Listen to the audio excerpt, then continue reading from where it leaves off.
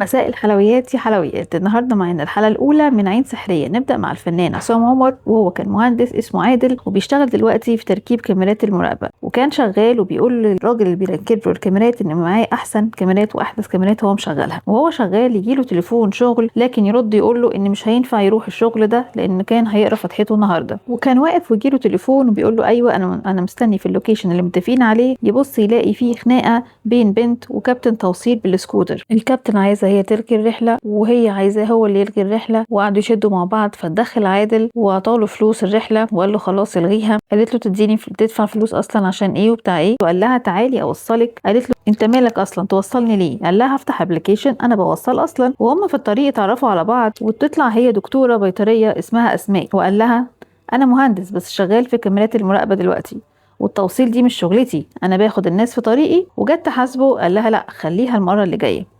قالت له لو انا مش في طريقك كنت هتعمل ايه؟ قال لها المصريين جدعان اكيد كنت همشي واسيبك. وقال لها خلي معاكي رقم تليفوني عشان لو حبيتي اوصلك تاني لو على طريقي. في الوقت ده اخو عادل يدخل محل يسأل عن سماعات، عايز يشتري ويسأل عن اسعارهم. اخد واحدة يشوفها، ولما انشغل عنه البايع بدأ يخبيها.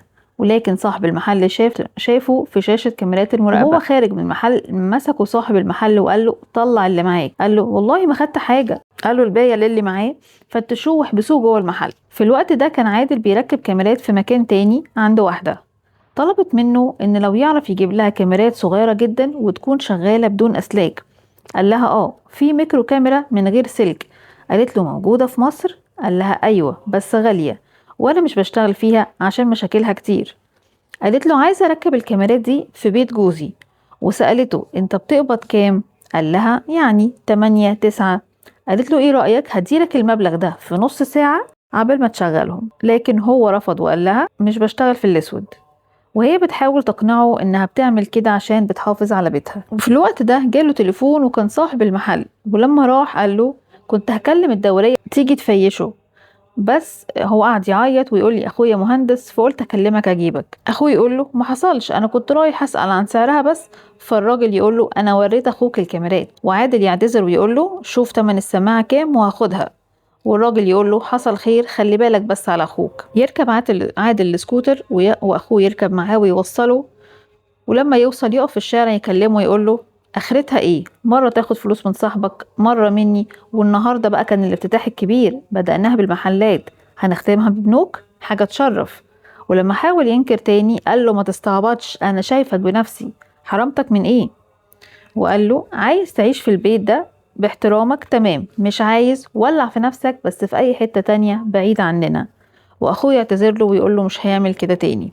وبيجيله تليفون وتكون عبير بتستعجله عشان قراية فتحتها، بس يقول لها خلاص انا جاي. وهو داخل كان في واحدة بتقول لمامته لازم تروحي معايا عشان ما حدش يغشه، والام تقول لها عادل واعي وفاهم. وهو يتضايق من الكلام اللي سمعه. الواحدة اللي معاهم تقول له انا كويت القميص ده بنفسي اللي انت هتروح بيه. قال لها يا ريت الاحسن انك تسخني المكوى بدل ما تسخني امي. وقال لها دي قعدة تعارف، انا لسه اصلا هشوفهم واتعرف عليهم. وتبدأ فجأة الام تكح جامد. قال لها اكيد قعدتي تنفضي السجاجيد وتعملي مراتب، محدش بيجيلنا اصلا. قالت له لا ما عملتش النهارده حاجه. قال لها اوعي تكوني بتضربي معسل يا مدخنه. وقعدت تضحك معاه وتقول له بكره عايزاه يوصلها تروح تزور باباه. ولبس الحته اللي على الحبل وهو رايح لعروسته ويتعرف على الناس. وصاحبه يوصله ويقول له نفسي احضنك بس خايف اكرمش لك القميص. ويقول له عادل الحمد لله ان هو مكوي. يقابل والد العروسه ويقول له العيشه بقت صعبه قوي. زمان كان حديث التخرج كان يتعين ياخد 3000 في الشهر وكان يبقى فرحان وسعيد. دلوقتي حديث التخرج بياخد 15 و20 ألف ومش مكفيه. يرد عادل ويقول له مظبوط، ما هو العالم كله مولع دلوقتي. ويقول له بالعروسة إن تخصصك مطلوب في الشركات الأجنبية هنا في مصر، ليه ما قدمتش؟ يقول له عادل حضرتك عارف الشهادة مش كل حاجة، في واسطة ومحسوبية وجوز عمتي وابن خال أمي، حتى الشغل بالوراثة. يكمل معاه واحد قاعد في القعدة معاهم ويقول له شركات بتحتاج ورق كتير وتحريات. فيقول له عادل ما تعرفناش. ويقول له والد العروسة ده أشرف جوز بنتي الكبيرة أخت عبير وشغال في أبو ظبي. يقول له عادل حر أبو ظبي. يقول له أشرف بس فلوسها كتير. ويكمل يقول له ان والده بيشتغل وكيل اول وزارة النقل ودلوقتي على المعاش. فعادل يبص لاشرف ويقول له شغال في نفس تخصص والدك صح؟ واشرف يقول له مظبوط. يبص له عادل بنظرة كده اللي هو كنت متأكد، ما ده اللي انا كنت لسه بقوله، شغل بالوراثة. ويسأله والد العروسة عن والد عادل، فيرد عادل ويقول له على المعاش، الوالد على المعاش من الدنيا كلها ربنا يرحمه. ويقول له اشرف هو مات عادي ولا كان تعبان ولا حادثة؟ اتضايق عادل وقال له مات يا باشا، مات عند ربنا، ولا الموت كمان لازم له ورق وشهادات؟ والد العروسة يرد يقول له ده نسب، والمثل بيقول قبل ما تناسب حاسب، واحنا سألنا عليك وعرفنا كل حاجة، وما تزعلش يا ابني مننا، اللي يموت في فرشته غير اللي يموت في السجن. رد عادل قال له عندك حق، بس طالما سألتوا عليا وعرفتوا كل حاجة طلبتوا تقابلوني ليه؟ فقال له الوالد عشان ما اكسرش بخاطر بنتي. فرد عادل وقال له بس تكسر بخاطري انا مش كده؟ وهو نازل يناديه اشرف وجوز اخته عبير ويقول له خد الحاجة بتاعتك. وهو في الطريق مروح راكب توك توك ساب العلبة جوه ونزل، فنادى عليه سواق التوك توك سأله عندك عيال؟ قال له 4.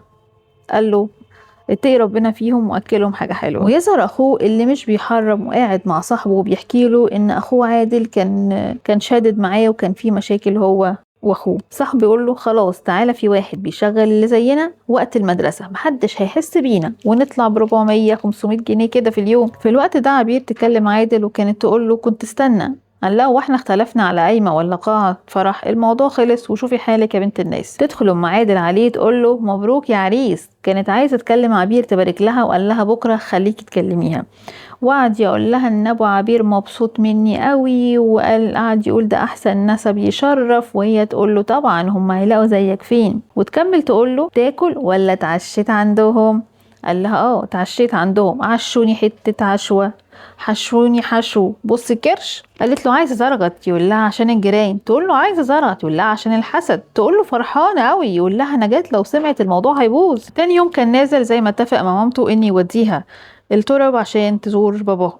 وهو نازل يقابل عمه بيقول له علينا متأخرات في المية 140 ألف جنيه. يقول له عادل ليه 140 ألف جنيه؟ نهر النيل بيصب عندنا في المنور. يقول له متأخرات يا عادل يا ابني هتقول ايه بس؟ وقسمت على الشقق وادي الكشف علقته وعليك 12,500 جنيه، ولو ما دفعناش هيقفلوا علينا من الأم. ها جاهز ولا ايه؟ ويكمل يقول له انا عايز الشقة عشان أميرة فرحها كمان كام شهر، وما يرضكش يكون أبوها عنده ملك وتسكن هي بره. قال له عايزة تسكن مع أمي وحسن؟ قال له لا أنا عايز الشقة.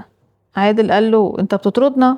قال له ما تركبناش غلط يا عادل يا ابني، بس أنت ما يرضكش إن بنتي تروح تسكن بالإيجار وأنا أبوها عنده ملك، ولو محتاج الشقة اشتريها وانا اخد لأميرة بنتي بره. قال له عايز فيها كام يعني؟ قال له عايز فيها 1,000,000 و1,700,000. في الوقت ده كانت امه نزلت عشان تروح المدافن وشافت واحده واقفه، قالت له يلا بسرعه يلا انا مش عايزاها تشوفني، دي عايزه مني جمعيه وانا لسه ما دفعتهاش. نروح لحسن في الوقت ده اللي راح مع صاحبه عشان يسوق التوك توك في وقت المدرسه، والراجل مضاهم على وصل امانه عشان يضمن ان يرجعوا بالتوك توك تاني، وصورهم وهم بيمضوا لان ما عندهمش بطاقه. يوصل عادل الطرب ويرفض يدخل يقرا الفاتحه لوالده ويستنى مامته بره، لكن يقرر يتصل بمدام مروه اللي طلبت منه الكاميرات الصغيره ويوافق على طلبها، ويبدا يروح يراقب المكان عشان يشوف هيطلع ازاي. شاف بنت اجنبيه ومعاها كلب داخل العماره، ففكر في فكره، ومنها راح لاسماء اللي اتعرف عليها دكتوره اسماء الدكتوره البيطريه وطلب منها اكل الكلاب. قالت له ليه؟ قال لها عايزه اوزعها لكلاب الشارع. فهي قالت له انا هساعد معاك ومش هاخد منك فلوس. وكانت وقتها بتصور فيديو على التيك توك. قال لها ده ايه انتي بتقدمي برنامج؟ قالت له لا انا بعمل فيديو على التيك توك. قال لها لا انا ماليش في التيك توك. قالت له ادخل شوف عشان خاطر عيوني. قال لها عشان خاطر عيون مين؟ قالت له لا عشان خاطر عيونهم ده اسم الاكاونت. قال لها ربنا يخليهم لك. واخد اكل الكلاب ويسال حارس العماره عادل يقول له طالع عند مين يا استاذ؟ يقول له عادل شقه 13. الحارس يقول له بنظره لئيمه كده شقه 13 ما فيهاش حد، انت عايز مين بالظبط؟ قال له عادل الست الاجنبيه اللي عندها الكلب. قال له شقه 9. رد عادل ايوه الله يفتح عليك شقه 9. الواحد من كتر ضغوط الحياه دماغه تفوت، ويبدا يطلع الشقه اللي هيحط فيها الكاميرات واللي كانت عطته مدام مروه مفتاح الشقه عشان يقدر يدخل. ودخل عادل ويحط كيس الكلاب بره ويبدا بسرعه يركب الكاميرات في كذا مكان ويشغلها ويبعت لمدام مروه. قالت له شغالين كله تمام. قال لها انا هخرج من الابليكيشن وانتي كده اللي هتتحكمي فيه لوحدك. وقال لها هجيب لك المفتاح بكره عشان عندي شغل. قالت له تمام. وهو شغال وبيتفرج على ماتش يشوف كلب بيجري في الملعب، وهو بيضحك على المشهد ده افتكر انه ساب اكل الكلاب في الشقه، فقام مخضوض وقعد يتصل بمدام مروه، بس كمان كان مقفول. يقرر يدخل على الكاميرات لانه ما كانش لسه خرج منها، وشاف ان عشان يشوف في حد في البيت ولا لا، ومنها يقدر يروح ياخد اكل الكلاب بسرعه. ولكن يتصدم يلاقي ان مدام مروه موجوده ومعاها مسدس، ويكون معاها زوجها وكان بيخونها مع واحده وقررت تقتلهم. عادل قرر يروح بسرعه عشان ياخد الكاميرات وكيس الاكل بتاع الكلاب عشان ما يروحش في داهيه. دخل شاف المنظر كان هيرجع ما استحملش، بس حاول يركز واخد كل الكاميرات. وفجاه سمع صوت راجل بيقول له لميت حاجتك يا باشمهندس. اتخض عادل وبص على الراجل في ذهول، والراجل يقول له نورت يا عادل. كده انتهت حلقتنا الاولى عين سحريه، وانتظروا معانا ملخص كل الحلقات. كل سنه وانتم طيبين. لو عجبكم الفيديو متنسوش اللايك والاشتراك. سلام.